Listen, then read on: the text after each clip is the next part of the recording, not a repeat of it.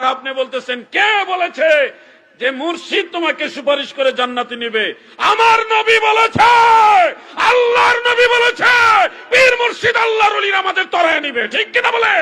ওয়াজ করার সময় ব্যালেন্স করে কথা বলতে হবে। নামাজ কেন করবেন না? কিভাবে আপনি বিছানায় পিঠ লাগান? আমার আল্লাহর দরবারে সিজদা না দিয়ে আপনি কেমনে বিছানায় চলে গেলেন?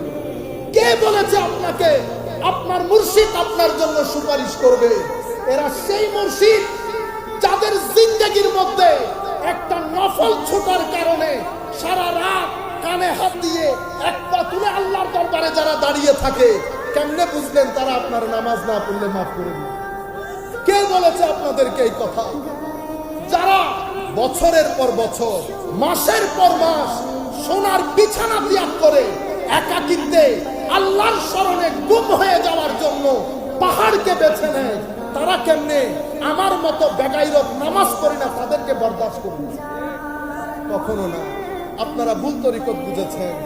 কোন দরবার, হুজুর গৌসে মাইজবান্ডারি তো অনেক দূরের কথা, কোন দরবার, কোন হক্কানি আলেম এটা কখনো বরদাস্ত করবে?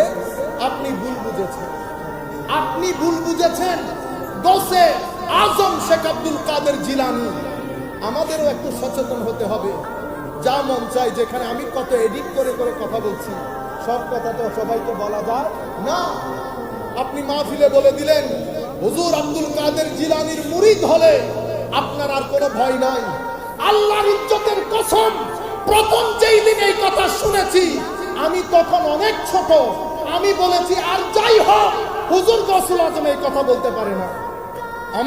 আমার নবী যেখানে বলে নাই আমার উম্মতের জন্য কোনো ভয় নাই, পেরেশানি নাই, সেখানে হুজুর গৌসুল আজম কেমনে বলবে আমার মুরিদের কোনো ভয় নাই? পরে দেখলাম বলেছে, কিন্তু যাকে আমি মুরিদ বলেছি তাকে বলে নাই। মুরিদি আমার মুরিদ, লা তাখাফ, ভয় নাই। মুরিদকে হুজুর এটার উপরে লিখেছে আল ইরাদা, আল মুরিদ ওয়াল মুরাদ। এটার উপরে হুজুর পৃষ্ঠার পর পৃষ্ঠা লিখেছে মুরিদ কাকে বলে। এক কথাই যদি বলি তো মুরিদ সেই ব্যক্তির নাম যেই ব্যক্তি নিজের চাওয়া পাওয়াকে ছেড়ে দিয়ে আল্লাহর চাওয়া পাওয়ার মধ্যে নিজেকে ফানা করে পাকার স্তরে পৌঁছে গেছে, তাকে মুরিদ বলে। আমি কোন মুরিদের তালে আছি? সুতরাং বক্তা আমি নিজেকে বলছি সাবধান হও জবান ইউজ করতে, কারণ আপনার এই বক্তব্যটা রং জায়গায় নিয়ে মানুষকে বোঝানো হয়েছে